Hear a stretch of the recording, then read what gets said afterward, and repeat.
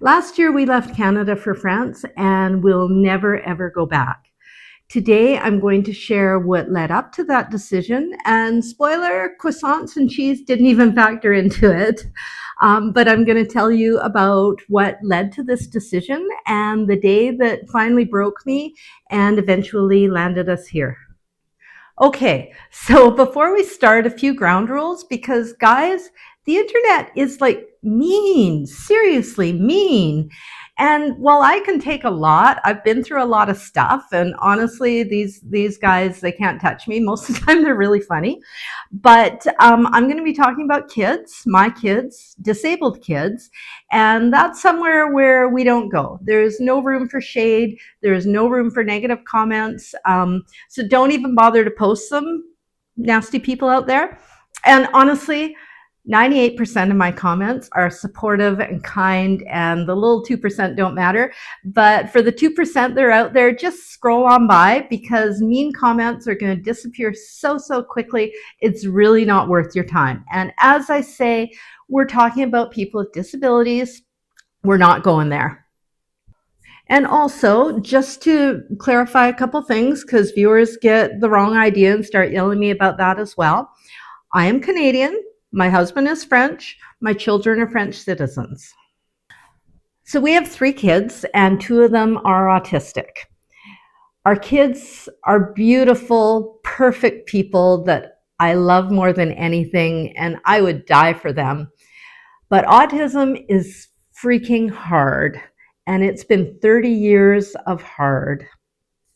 I get through it with hope and humor, a lot of support from loved ones, and a lot of coffee. But just below the surface is a seething pit of rage a lot of the time. Okay, so autism. Our oldest son is very independent now. He needed a lot of support and help while he was growing up. And we moved heaven and earth to get him where he is now, which is an independent, employed, college graduate, tax-paying citizen with a car and a mortgage. But we worked our butts off to get him there, and it was not government programs or funding that did it. It was us, and it was a very dedicated community around us. We created programs. We started a school. We created theater programs, art programs, social programs, fitness programs. I educated the public. I did parent intake and support. We ran events for families. We did a ton. Anyways, my point to all that is we got them there. We did it.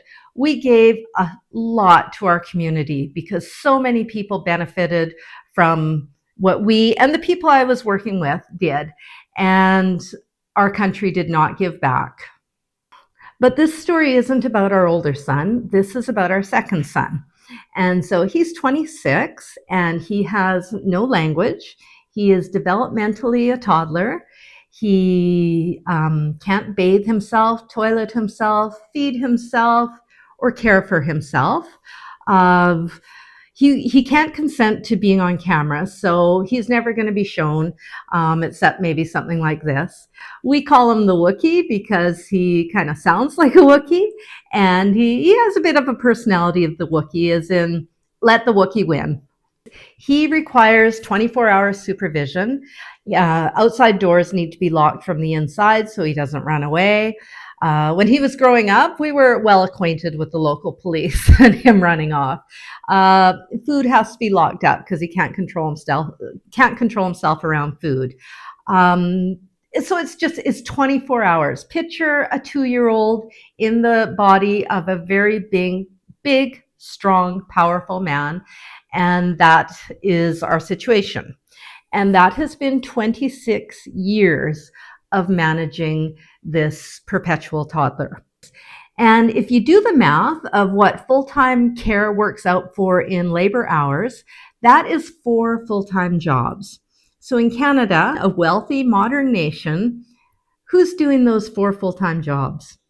There is no pay, there is no benefits, there's no retirement plan, there's no sick time, there is nothing. You are on your own. Plus, in addition to that, I'm managing both these kids' lives, doctor's appointments, nutritionists, therapists, psychiatrists, figuring out medication, getting them to and from programs. That's all on us. There's no project manager for this. So there's a fifth full-time job that I'm also not paid for. So while my friends' kids passed through life and grew up and moved on and gained more independence, I still needed a babysitter to take care of my 22-year-old so I could have a shower. So while my peers had a right to make a living, attend to their health, attend to other needs, their family, their other kids, I've heard some even have a social life, we didn't have that right. Our government, very thoughtfully though, always assured us that we were fine. So while the Wookiee was growing up, we got a few hours a week of respite support and a couple hours a month of autism therapy and speech therapy. And we fought for every scrap of support we ever got. Nothing was handed over freely. And meanwhile, my friends didn't have to fight for their kids to get an education. They didn't have to fight to get covered to have a babysitter for their 16-year-old so they could go to the doctor. But by then, I think we were already conditioned to accept that we were less. The light at the end of the tunnel, though, was always adulthood. Turning 19 and the province stepping in and taking some responsibility for our son's care as he moved into adulthood. That was what we were always aiming for, when we could start to get a bit of our lives back, what was left of our lives, because we're not young. But thinking back to our naive belief in that, we were so young then, because that's not how it played out. So no, what happens when they turn 19 in Canada and adults is they land on wait lists, and they sit on wait lists for daytime activities, for job support, if they can, benefit from that, for housing. They wait and they wait. And guess who takes care of them while they're waiting on the wait list? Anyone? Anyone? Bueller? Yeah, so it was us. It was still us caring for our 19-year-old, 20-year-old, 21-year-old toddler, not earning a living, not managing anything else in our lives, and certainly not having a life that looked anything like the life of anyone else our age. So yeah, we fought some more and screamed and cried and wrote letters and eventually secured enough funding for someone to care for our son during the day. But he had no activity programs to go to, no housing on the horizon, no peer group, so nothing that was preparing him for any kind of a life without us. So meanwhile, we're still tied to him. We're still caring for a toddler. And the wait for housing when he became an adult was at about 10 years. By the time we left Canada, the wait for housing for individuals like him is more like 20 to 30 years. So the plan in Canada is basically that parents take care of their disabled kids until they're dead. And that was our future there, is being permanent caregivers, which is not good for us and also not good for him.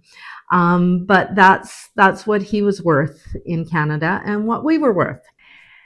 And the whole time, like from the moment those boys were diagnosed, we have fought, we've protested, we've advocated. And you know what? I hate the word advocate, because we shouldn't have to. It shouldn't even need to exist. As in, why do we need to tell our leaders and our governments that individuals who are vulnerable, whether they're disabled, elders, different minorities, why do we need to tell them that these people need support? Because you know what? Maybe this is a well-kept secret, but I don't think it's Area 51 level. Because the thing is, The governments know, they already know. They spend millions and millions on studies and panels and conferences and focus groups to tell us that autism's really hard. None of that's trickled down to our kids. The services and supports for our kids, my kids, did not change throughout their childhood. The level of funding and support they got, nothing's ever changed. It just goes down because inflation goes up, services go down. So it's not that we need to advocate to our government, because our government knows, all of our governments, this is not just a Canada thing. This is so widespread. Governments know, leaders know, they are making a choice not to care for families and for these individuals. So that was our existence, existing on whatever crumbs were thrown our way, and being told to be very grateful for it, and knowing that that was our future. It still wasn't, this isn't even what pushed us over the edge, because 2020, guess what happened? Along comes COVID. And with it came labor shortages, and the workers in this field are barely paid a living wage. They are not paid what they're worth, because that's how much these individuals are valued. If they had more value, workers would be paid more. But anyways, labor shortages, wait lists got longer and longer. Things just slowed right down for him. But that wasn't even what pushed us over the edge. What pushed me over the edge was the COVID vaccine. And before I go any further, I'm throwing in another ground rule, because I'm a mom and I can make them up as I go. This post is not about vaccines. It's not about whether they're good or they're bad. And that's another conversation we're not going to have, because I don't even care. And it's about access. It's not about whether or not he should have one. It's about the fact that we decided he would have it, and he has a right to equal access. So that's something else we don't need to see in the comments. Nothing about vaccines. Cool. Okay, so public health care. Canada has universal health care, and I feel very, very strongly about that. Everyone should have equal access to health care when they need it. And that's what universal health care is that all citizens have equal access to quality health care when they need it. All citizens, equal, even the handicapped ones. So as a disabled person, our government prioritized his group for vaccine against COVID. And so he was one of the first to be invited to get his vaccine. Awesome. Because again, I have a medical background, and given his vulnerabilities, we knew that this was the best thing for him. He needed that protection. Yay, he's first in line. Woohoo. And his invitation stated that the nurses giving the vaccines have training in special needs. They're prepared for all sorts of needs, neurodiversity. And I thought, okay, great, sounds good. And so we headed off to the stadium for the vaccine. And if you know anything about autism, stadiums should be a bit of raise some concerns, because it's kind of big, kind of noisy, kind of crowded. And I thought, well, okay, but they must have a plan. We pay them a lot of money to have a plan. Maybe they have a private room or something that he can go to for a shot. Yeah. No, they didn't. The Wookiee was terrified. There was so much noise and so many crowds, and it was a bust, not a big surprise. And so let's just say he declined. Not a big surprise though. So I said to the nurse, okay, so what happens next? She didn't know. So she called over her manager and talked to her, and no, manager had no idea either. So they went onto their system and ran back and forth, and eventually produced a phone number on a scrap of paper towel and said, try phoning this office. And so whatever it was, I phoned it, and no, they didn't know what to do. So phone this other place, and no, try the vaccine hotline. So I called them. Oh no, well, we don't know what to do. Try this, try this, try this. This went on for months. of going back and forth. How can we get a vaccine into this person? It's not rocket science. Honestly, as I've said, I've got a medical background. All that was needed was him to be properly sedated and then have the vaccine. It's not that complicated. If it were important, they would have figured it out. I had it figured out, but I don't have a prescription pad and I don't have access to the vaccine. I even asked about that and said, I've given thousands of injections in my time. I could go get a prescription and have him sedated. I could give it to him. Oh, no, no, no, no, no, no, no. You need to be an employee of our health authority. So that's off the table. So how about our doctor doing it in the doctor's office? And oh, no, no, no, we can't do that because the vaccines come in multi-packs. And so we can't open it and just use one and waste the rest. So that's off the table. Okay, fine. So we went in circles for months. The rest of the family gets vaccinated. The whole population is vaccinated. The whole population is not vacuumed. The whole population is vaccinated. And they're at the point where they've now got mobile units going around to malls and hardware like Home Depot's trying to coax more people to get vaccinated. And so I thought, well, stop at our house, you guys. Come on. But no, can't do that. And so eventually I ended up on the news with the media. And that's often where I end up on the news quite a bit for this stuff. So I ended up on the news, and then of course the health authority gets excited because they don't like words like discrimination and exclusion. Governments don't mind doing it, but they don't like the words. I think it's bad for polls. So anyways, that finally got some movement, and they plan to send a home care nurse to our house to get him vaccinated. So okie doke, sounds good. So they sent us someone. She didn't have any autism or special needs training. She didn't have any means to calm him or sedate him, nothing like that. So 4 of us held him down and got the shot into him. And it was as traumatic as it should sound. It was horrible for everyone. But okay, it's into him. And so before the next shot, I contacted the nursing office and said, okay, we really got to sedate him. He was terrified. Getting him medical care in the future is going to be so hard now because he was so scared.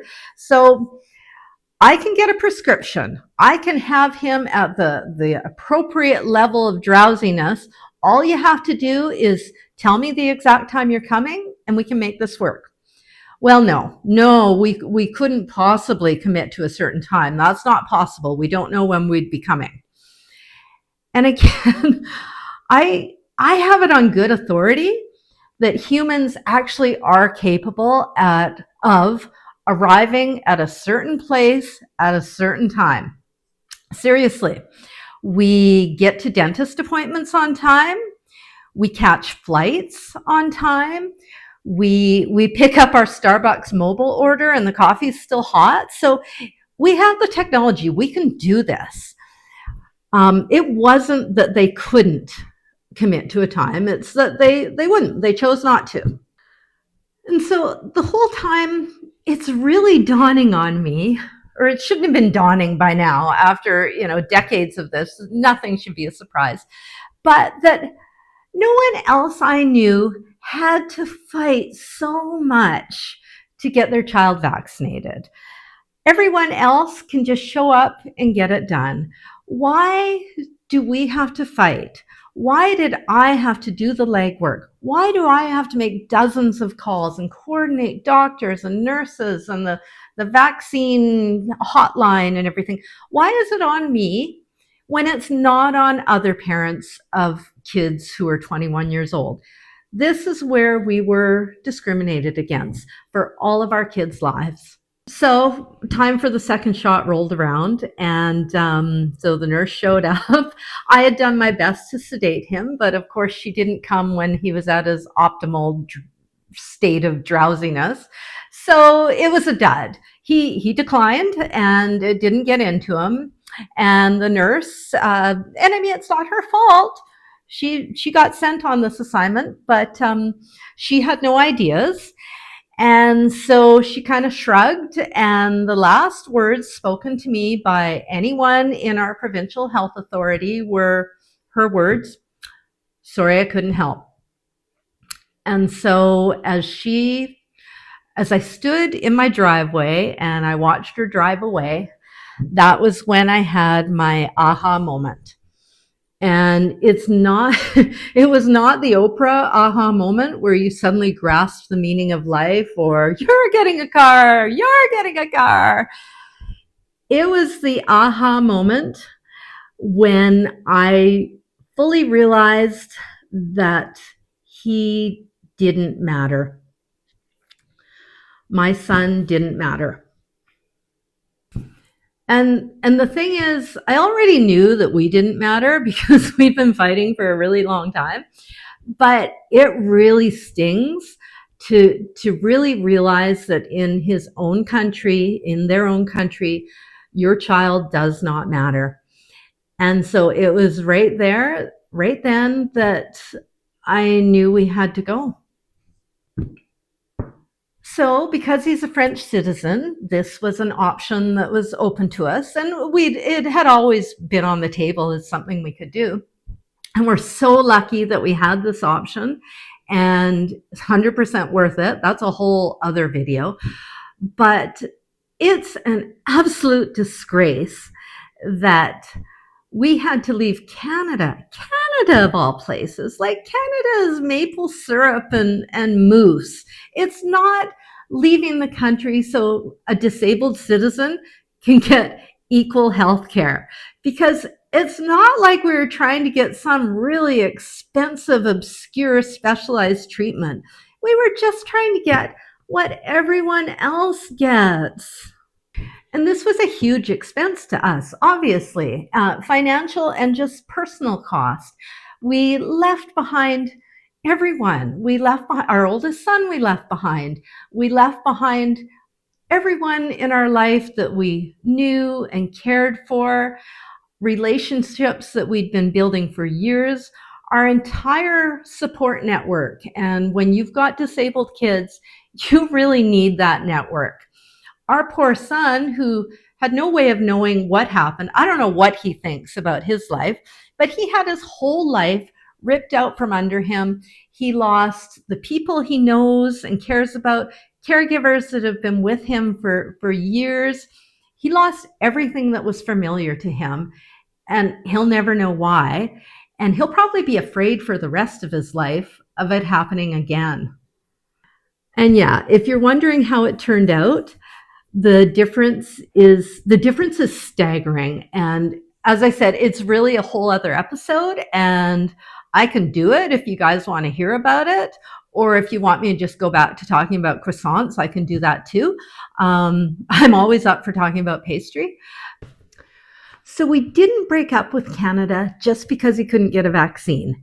This was about access. There were other things too. He had been waiting years, literally years, to get his impacted wisdom teeth dealt with. And none of my friends' kids had to wait that long. No one else had to hustle and fight and scream all the time. Our cat literally had better health care than our son did. And as part of my aha moment where I didn't get a car, it wasn't just realizing that he doesn't matter, but the dawning of awareness that this was how it was always going to be. Every little thing, every piece of healthcare, everything was going to be a battle, and it was going to be my puzzle to solve, not the healthcare system. It's not the doctors who are like, okay, how are we going to make this work for this kid? It's on me. And like I said, I don't have a prescription pad. I don't have the syringes. I don't have the tools to make this happen. And we did not have a government or health authority that prioritized him. And so people are going to tell you that, oh, it's bad everywhere. And it is bad everywhere.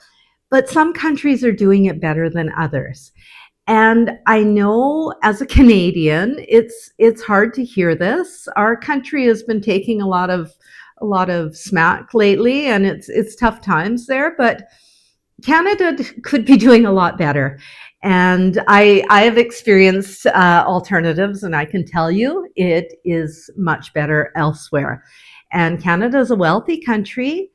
And I think it's time that we ask some questions, because it's not good enough to have a system that functions for some people, but not for others. If it's doing that, then it's not a functioning system. Here in France, things are so much better. The difference is staggering.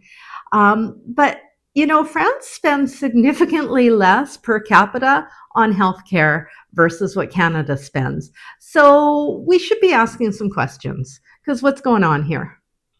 So we're never going back. We actually can't go back, because when we removed our son from the support system he was in, the government system, it meant that if we return to Canada, we return with him being at the absolute bottom of the wait list for services. And the chances of him getting housing in our lifetime would be pretty much zero. And even social programs and support, nothing, because that's what he's worth there. That's what his quality of life is worth. So we knew when we came that this had to be a one-way trip, and we really could not screw it up. So we absolutely knew everything. No, we didn't, because things turned out better than we expected for him. But that's why we really, really did our research and made sure we knew what we were doing, and chose our house the way we did. And yeah, that's why my house is cold, because we needed the right place for my son. It's not because we're stupid and chose the wrong house, as a lot of commenters seem to think. But we were not choosing for our own comfort. We were choosing for our future. And of course, it's absolutely for his future. But we're not that much of a saint, because his future is our future. If it's not good for him, it's not good for us. If it's good for him, it's better for us. And this isn't just about autism. It's not just about even disability. It's mental health, it's aging and elder care. And our story isn't even the most tragic out there compared to the thousands of Canadians dying on medical wait lists. There's disabled people who die in care. There's so much underfunding and lack of support for our most vulnerable citizens. And if we can't take care of them, like, what the heck are we even doing? And this really affects everyone. Disability, we're all getting older, right? We're all aging. Our parents are aging. We have accidents. Life throws stuff at you that you really don't see coming. Trust me on that one. So we've got to figure this out. We need to demand better. This can't be good enough. So this is my backstory, and I hope it answers some questions and gives some insight into why we're here and why our lives look the way they do. Like, why the heck, if I'm married to a French person, am I not fluent in French? Autism. Why we haven't gone out and joined associations and start volunteering in our community? Autism. And why is there a gaping hole in my ceiling where the chandelier used to be? Autism. As always, thank you for watching and listening. I welcome constructive, positive comments. This round, we're not doing any of the nasty stuff. And be kind to each other.